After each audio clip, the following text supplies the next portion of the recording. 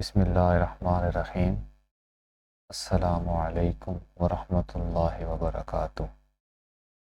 आज हम unit number 9 के न्यूमेरिकल प्रॉब्लम सॉल्व करेंगे। फर्स्ट ऑफ ऑल हम इसके फार्मूलाज के ऊपर आते हैं। तो यूनिट नंबर 9 के न्यूमेरिकल्स में जनरली एक ही फार्मूला यूज़ होगा। यूनिट नंबर 9 में सिर्फ एक ही जो है वो फार्मूला है, वो है rate of flow of heat का। अब rate of flow of heat, ठीक है, इसको Q ओवर T भी कहते हैं। Q stands for energy. अब आप सब लोगों को पता है कि हीट जो है वो एनर्जी की ही एक फॉर्म है। और Q stands for time. Unit time के अंदर जो एनर्जी या जो हीट फ्लो कर रही होती है उसको rate of flow of heat कहते हैं। ये इज इक्वल टू होता है KA into T1 minus T2 over L।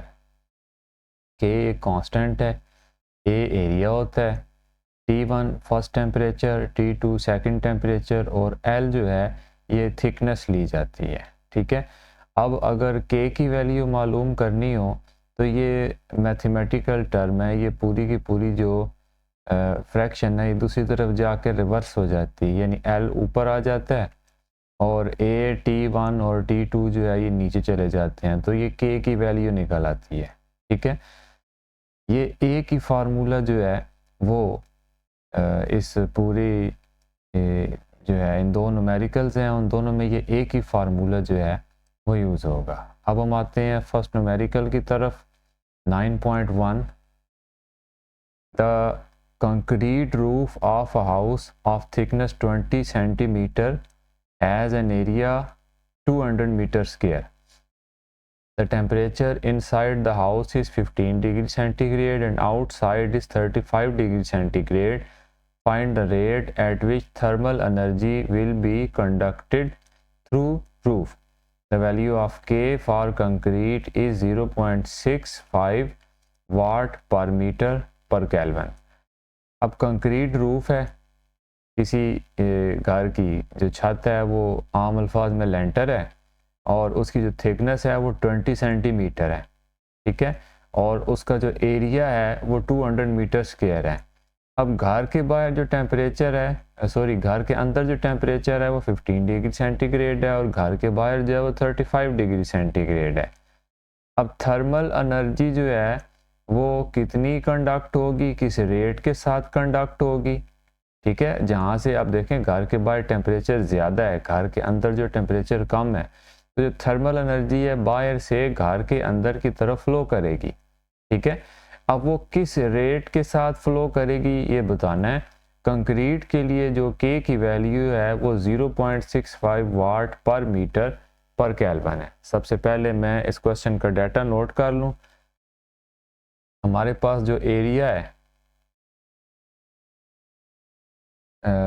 Area वो है 200 मीटर स्क्वायर। ठीक है। क्वेश्चन का डाटा सबसे पहले नोट करते हैं। एरिया है हमारे पास 200 मीटर स्क्वायर। ठीक है। उसके बाद जो थिकनेस है, थिकनेस को हम नोट करते हैं L से, वो है 20 सेंटीमीटर। 100 सेंटीमीटर्स का 1 मीटर होता है। ठीक है। 20 को हम 100 पे डिवाइड कर देंगे तो एक ज़ीरो के साथ कैंसिल, 2/10 रह गया और ये बनता है 0.2 मीटर। ठीक है। उसके बाद फर्स्ट टेम्परेचर है हमारे पास घर के अंदर वाला जो है 15 डिग्री सेंटीग्रेड।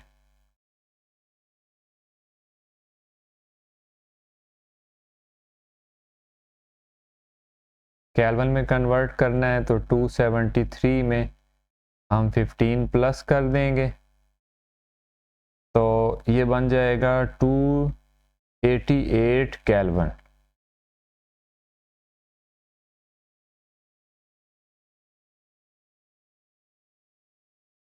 T2 है जी हमारे पास second temperature which is 35 degree centigrade.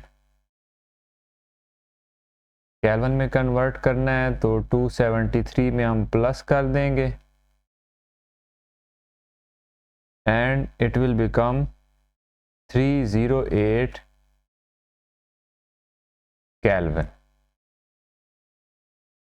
K की वैल्यू जो कि कंक्रीट के लिए जो कांस्टेंट है वो 0.65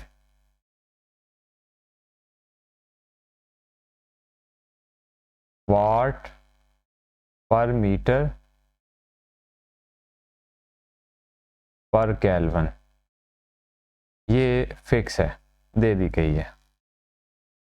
rate of flow of heat यानी कि Q ओवर T, ये हमने फाइंड आउट करना है। ठीक है, तो जनरल फार्मूला हम यहाँ पे अप्लाई करेंगे। Q over T is equal to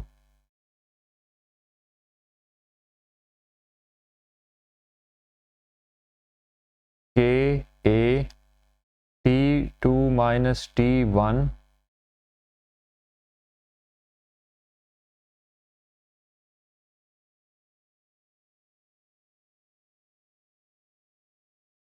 over L। ठीक है, K की वैल्यू है हमारे पास 0.65,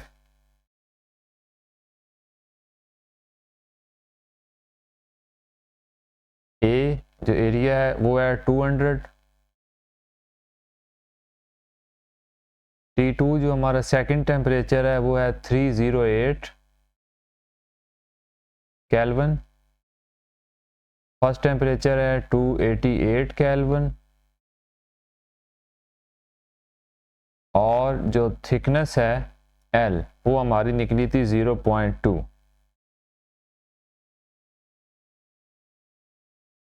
अब वाया साइंटिफिक कैलकुलेटर इस पूरे को सॉल्व कर लेते हैं। 0.65 multiplied by 200 multiplied by bracket 308 minus 288 bracket close.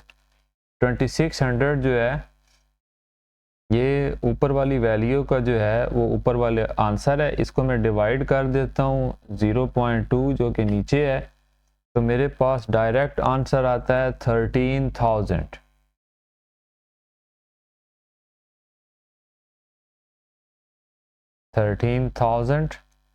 Joules per second, ये है हमारा final answer. Now question 9.2, how much heat is lost in an hour through a glass window measuring 2 meter by 2.5 meter with inside temperature is, when inside temperature is 25 degree centigrade, that of outside is 5 degree centigrade, thickness of glass is 0.8 centimeter and value of K for glass is 0.8 watt per meter per Kelvin।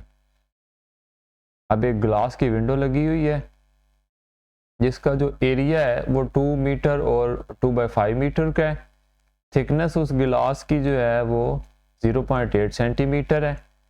अब जो inside temperature है वो 25 degree centigrade है, outside जो है वो 5 degree centigrade है, और ग्लास का जो कांस्टेंट है 0.8 वाट पर मीटर पर केल्विन है। आप लोगों ने बताना ये है कि 1 घंटे के अंदर उसमें से जो हीट लॉस्ट होती है वो कितनी है। ठीक है, या उर्फ आम में जो एनर्जी लॉस्ट होती है वो कितनी है। सबसे पहले मैं इस क्वेश्चन का डाटा नोट करूंगा, तो यहाँ पे एरिया क्या होगा। फर्स्ट ऑफ ऑल एरिया जो है वो 2 मीटर और 2/5 जो है मीटर, ये इसने दो लेंथ बाय विड्थ जो है वो दी है, लेंथ और इसकी जो विड्थ है उसको मल्टीप्लाई करके मैं डायरेक्टली जो है वो एरिया निकाल लूँगा 5 मीटर स्क्वायर। अब ये उस ग्लास का जो है विंडो ग्लास का जो है वो एरिया है। ठीक है, अब जो थिकनेस है इस क्वेश्चन के अंदर, वो ग्लास की जो थिकनेस है वो उसने दे दी है, L is equal to 0.8 centimetre. ठीक है, और नेक्स्ट जो टाइम इसने दिया है वो है 1 आवर।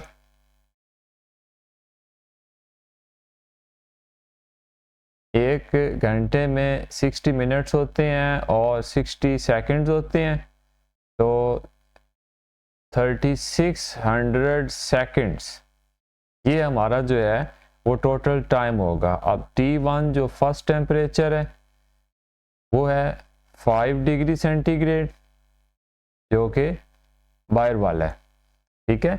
अब इसमें आपने इस चीज़ का ख्याल रखना है कि टेम्परेचर फ्लो कहाँ पे हो रहा है। अब देखें, अब बाहर जो टेम्परेचर है वो कम है, अंदर जो टेम्परेचर है वो ज़्यादा है। टेम्परेचर हमेशा ज़्यादा से कम की तरफ फ्लो होता है, ठीक है। अब इस केस में जो अंदर टेम्परेचर है वो ज़्यादा है, बाहर कम है। जो टेम्परेचर है वो रूम के अंदर से यानी विंडो से होते हुए बाहर की तरफ जाएगा, ठीक है।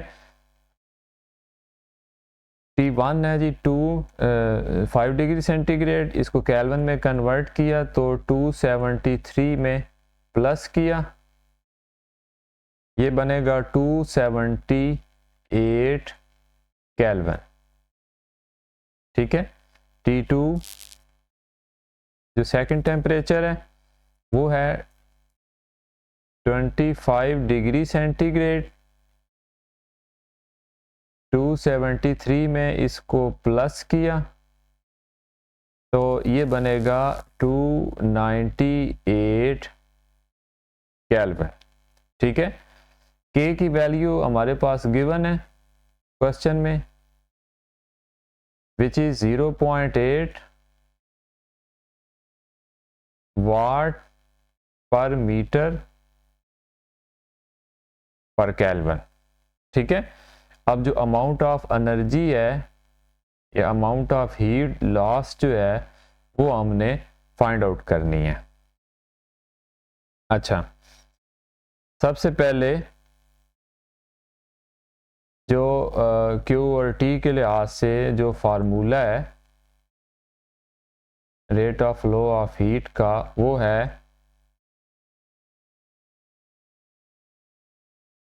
Q over T is equal to K A into T2 minus T1 divided by L।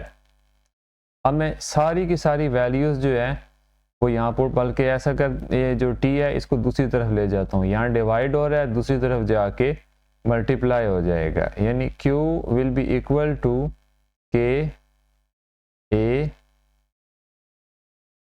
T2 minus T1, ये मल्टीप्लाई हो जाएगा स्मॉल t से ओवर L।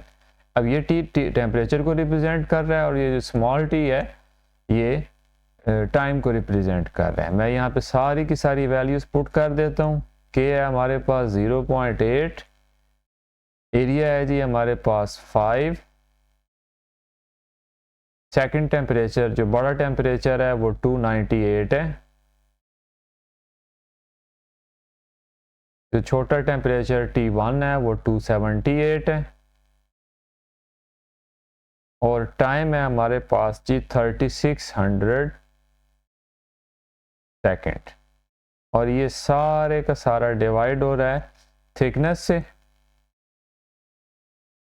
सॉरी, यहाँ पे एक चीज़ रह गई है कि ये जो सेंटीमीटर्स हैं इसके हमें मीटर्स बनाने पड़ेंगे। 100 सेंटीमीटर्स का 100 सेंटीमीटर्स का 1 मीटर होता है, तो 0.8 को जब हम 100 से डिवाइड करेंगे तो जो डेसिमल पॉइंट है ये और 2 नंबर पीछे चला जाएगा, यानी 0.008 मीटर जो है वो इसकी थिकनेस बनेगी, ठीक है। और इसी से मैं इसको डिवाइड कर देता हूँ 0.008, ये है जी amount of energy. Now Q is equal to, अब साइंटिफिक कैलकुलेटर से मैं इस पूरी लाइन को इकट्ठा ही हल कर लेता हूँ। 0.8 मल्टीप्लाई हो रहा है जी 5 से, वो मल्टीप्लाई हो रहा है ब्रैकेट 298 माइनस 278, ठीक है, और ये मल्टीप्लाई हो रहा है 3600 से। मेरे पास ऊपर आंसर आता है 8800 2 8800 divided by 0.008. Now Q is equal to, इसी को मैं डिवाइड कर देता हूँ 0.008 से, तो मेरे पास आंसर आता है 36 with 6 zeros.